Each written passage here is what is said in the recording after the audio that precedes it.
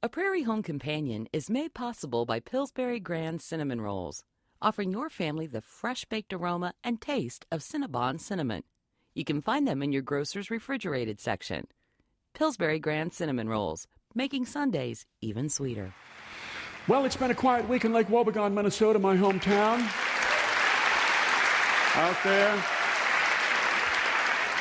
on the edge of the prairie, the little bedding plants are out in front of the feed and seed, the violets and the geraniums in their pots. And we don't want to put them in the ground yet because it is still a little bit cool out. It's been cold, but that's good. Helps keep the mosquito population down. Has not done much to keep down the flu epidemic, which has struck Lake Wobegon here in the last week and a half or so. Just came in, affected everybody a little bit, but some people really hit hard by it. The Bunsons, Arlene and Clarence, were just knocked on their cans for about a week. Her sister, Irene, called up and says, "Is there anything I can do for you? Would you like me to come over and fix a meal for you?" Arlene said, "Perish the thought." "Would you like me to come over and clean your house or make your beds?" Arlene said, "We're way beyond that, believe me, way beyond it. But if we don't call you in the next week or so, call the undertaker and have him come up here and tell him no eulogies at the funeral, please. Just hit them really, really hard. Two good people lying in bed." I don't want to go into great detail, but you remember the 15 pounds that Arlene has been trying to lose for the past 6 months? Well, it took about 6 minutes. It was as if Satan looked down and said, "There's your servant, Arlene Bunson, that good Lutheran there in Lake Wobegon, but she is a Lutheran because she's happy. Let me at her, and she will curse you." And God said, "Well, you go ahead, bring in the flu, just don't hurt the tomato plants or anything." And down it came on them. And then 2 nights ago, the most amazing event. I don't know if you believe in magic, but it was a brilliant moon, a late moon around midnight, shone so brightly it woke people up. And people came out of their houses to see it and to stand out in the yard and watch their moon shadow, which is said to have magical properties. Arlene and Clarence were two who stood in their pajamas and bathrobes out on the front lawn, looked at their shadows, and seemed to be completely over the flu. I did this when I was a kid, when I was 17, hoping to be cured of all the things I suffered from, but there were too many for one night of moonlight to affect. I went out to the front yard when I was a kid and put my arm around a birch tree and looked down at my moon shadow late at night. And I wished that I could be popular, and it just didn't work. I was too odd, too tall, too skinny. I wore hand-me-down clothes, had a home haircut with marks, shaved high on the sides, and high-water pants, and my wrists sticking out of my sleeves, and hand-me-down clothes, mostly from older cousins, but one pair of jeans from my older sister. Jeans that zipped up the side. My mother said they're just as good as any other jeans. There's nothing wrong with them. But she didn't understand that 17-year-olds are cruel, and if you ever go to school in jeans that zip up the side, for the next 6 months, boys will walk up to you and grab hold of your zipper in the front of your pants and say, "What's it doing here? I thought it was over there." I hung out with a bunch of oddballs. We didn't have many friends. We leaned against the lockers. We looked down at the floor. We didn't talk to anybody. Kids mostly interested in science fiction because Earth wasn't really working out for us, or the 20th century. My friend Norman was one of them. He read every science fiction book he could get his hand on. He didn't have any friends except me. I didn't have any friends except him, I guess. Very quiet, studious boy, kind of geeky, wore his pants way too high, wore the wrong clothes, green plaid, polyester, short-sleeve shirts, little pocket protector with way too many pens in his shirt pocket. We didn't have many friends, and so we sort of turned to animals. I did. I had a cat who really seemed to understand me for a while. I was very close to a turtle for about 6 months, as close to a turtle as you can get. I had a dog who I said all sorts of things to, who really seemed to understand. Part spaniel, had those big brown eyes. You can really fall in love with a dog like that. Sort of like Mr. Hoppy's dog that he got this spring. Mr. Hoppy, the senior Norwegian bachelor farmer in town, whose old dog, Jack, died in February. Left the old man brokenhearted, unconsolable. Even though Jack died chasing a car out on the county road, which was his favorite thing to do. And people pointed this out to Mr. Hoppy. That was the way that Jack would have wanted to go if the dog had had a choice, to be doing something he loved to do and doing something useful, chasing a car, his role in life, and to be almost catching up to it, and to be thinking about what he would do with that car when he did catch it, and where he would go in it, and with whom, and making all of these plans and looking forward to this and running full tilt. He had a heart attack and he leaped up into the air. He was in flight in his last moment of consciousness, and then he fell and rolled, and that's where they found him, in the ditch. Mr. Hoppy stayed at home grieving for 2 weeks, came into town, came back to the sidetrack tap, eyes all red, looked terrible, sat and got drunk, as he always has, but without Jack there to protect him. They had to take Jack's favorite song off the jukebox, that Lefty Frizzell song, I Never Go Around Mirrors, because it was just too much for Mr. Hoppy. He was unconsolable anyway. Until April, he went off to the animal shelter in St. Cloud, and they brought out their selection of lost dogs for him, dogs leaping up on him and dancing on their hind legs and doing little ballet steps, and dogs winking at him and making all sorts of extravagant promises and so forth. Dogs performing for him, but he chose a little terrier that lay over in the shadows whimpering and quivering, a dog who had been abused. He took her home and named her Loretta and fell in love with her. In about a week, she became his best friend in the world. He took her down to the Bon Marché beauty salon to have her hair curled. He tried to take her to the mother-daughter brunch at the Lutheran church. He'd drive in with her to the sidetrack tap, and she would sit there in the passenger seat, and it was the first time he'd ever used that shoulder harness and seatbelt for a dog. There she was, all strapped in. He really cared about her. She'd sit there by his stool at the sidetrack tap, and he would drink his whole string of bourbons, and when he got loaded, she kind of poked at his leg and aimed him out the door towards his pickup truck. And it was dark, and so you couldn't be sure, and yet people did think as they drove away that he was sitting in the passenger seat. And that the driver was a very short person with ears that tended to fly up when they went over the bumps.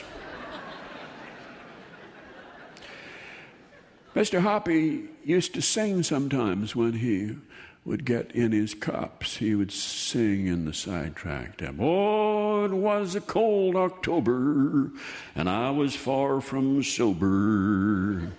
As I walked home in drunken pride, my legs were all aflutter, so I lay down in the gutter, and a pig came along and laid down by my side. Oh, it was chilly weather, so we lay there together.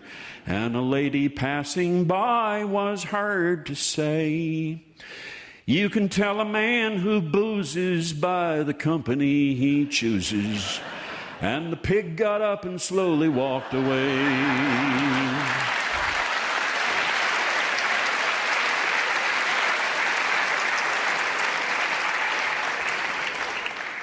One of my closest friends when I was a teenager was a pig. He was a pig named Jack, and I got him from my friend Norman, who was the science fiction guy. I got him from Norman. Norman was raising him for 4-H. And then Norman had to give him to me because Norman had to go into reform school because he shot his parents. He shot his parents because they wouldn't let him use the car to go to the dance that he and I and a girl named Doreen were going to go to in St. Cloud. It was called a Future Time dance. And it was a beautiful idea, sponsored by a science fiction club in St. Cloud. You should go to the dance dressed as who you would be in 20 years. So we got tuxedos from a used clothing store. And we were going to go as the sophisticates we planned to be when we were 37. But he forgot to ask his parents until the last minute. And he went up to their bedroom, and they were engrossed in a TV show, and he said, I need the car. And they said no, they were watching TV. He thought about this, and he went downstairs and he got the 22, and he loaded it, and he came upstairs and stood in the doorway. They were watching TV. They didn't even notice him. He asked them again, and his dad said, I told you no. And then a character in the play on TV said, Bob, we can't live in the past. And this upset my friend, and he fired 2 shots. He didn't hit his parents, he hit the bed. And they both leaped out of it, and his father broke his leg in 2 places. And Norman came downstairs. He cleaned the gun, he put it away, and he went out and sat on the steps to wait for the sheriff. I was coming up the driveway, expecting to get a ride to the Future Time dance. I was wearing my tuxedo. I had no date, but assumed maybe I would find a girl there at the dance who would be attracted to me. Norman looked at me and he said, I need you to take my pig for a few years.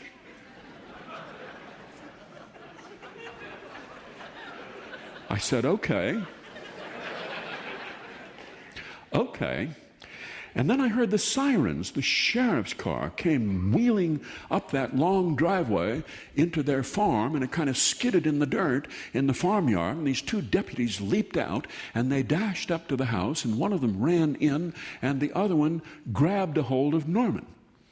I said to Norman, is everything okay? He said, the pig's name is Jack, and the pig loves slops better than almost anything. Well, they took Norman away, and I took the pig home, and I got very close to that pig. In just a short time, it was a very smart pig, and it had very sweet smell to it, and little lovely pink eyes, and a very bright pig. This pig could always tell if I was in a good mood or was feeling sad. I felt sad most of the time, so sad would have been a good guess, but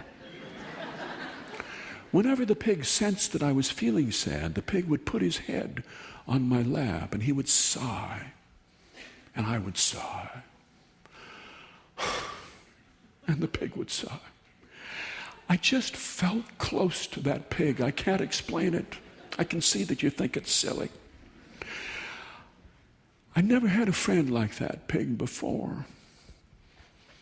I knew it didn't belong to me, but still I wasn't ready for the next thing that happened. Norman wrote me a letter from reform school. He said, well, reform school was pretty much like high school, really, basically. He said he was planning to go to Texas as soon as he got out of reform school, and he needed some money, so he was going to sell Jack. Well, I didn't know he was going to sell him right away. But here came the man up to the house 2 days later. A man got out of a pickup, and he was carrying a rifle.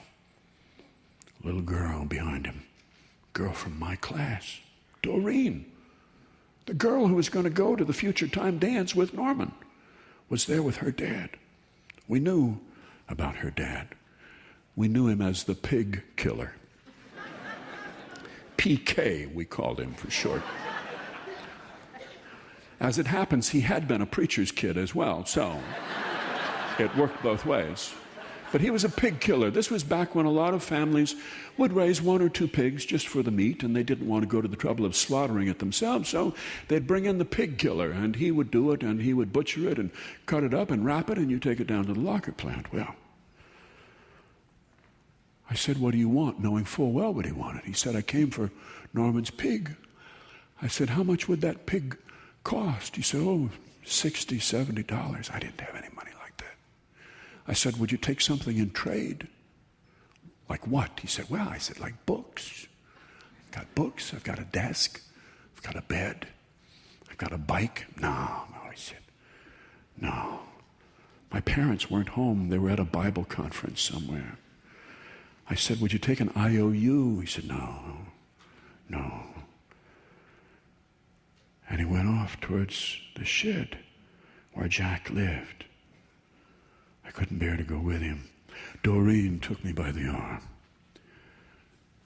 She led me into the kitchen. She said, have you ever seen a hog slaughtered? I said, no, I never have. She said, oh, my dad does it real well. They don't suffer at all. You shouldn't worry. But just the same, even though she closed the door and she closed the window, I heard the shot. I cried. I never had cried in front of a girl before.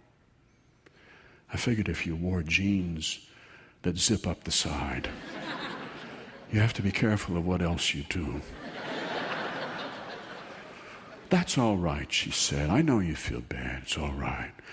I lay down on the couch. I turned my face to the cushion. She sat there beside me. She stroked my arm. We sat there for a long time. She said, do you think the communists are going to take over the country? No, I said, I don't. Well, I do, she said. Trying to make conversation, I guess.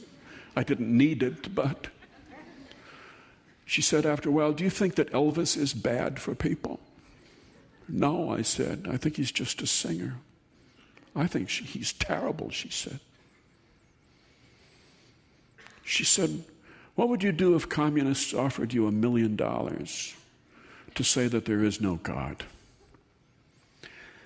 I said, communists don't give out that kind of money, really.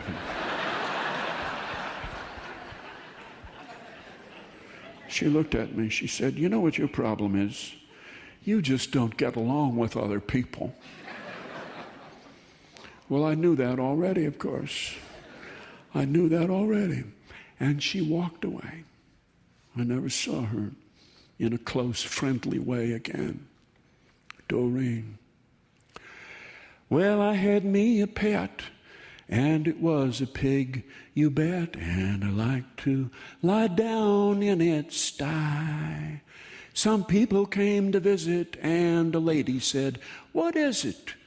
And she looked down at me with a narrow eye. She poked the pig with her umbrella. She said, he's a sure nice fellow. And she looked down at me, and she said, hey, this one is his brother. Then I felt a little shudder as the pig got up and slowly walked away. Walked away, he walked away. Oh, the pig got up and slowly walked away. That's the news from Lake Wobegon, where all the women are strong, all the men are good looking, all the children are above average. A Prairie Home Companion is made possible by Pillsbury Grand Cinnamon Rolls, offering your family the fresh baked aroma and taste of Cinnabon cinnamon. You can find them in your grocer's refrigerated section. Pillsbury Grand Cinnamon Rolls, making Sundays even sweeter.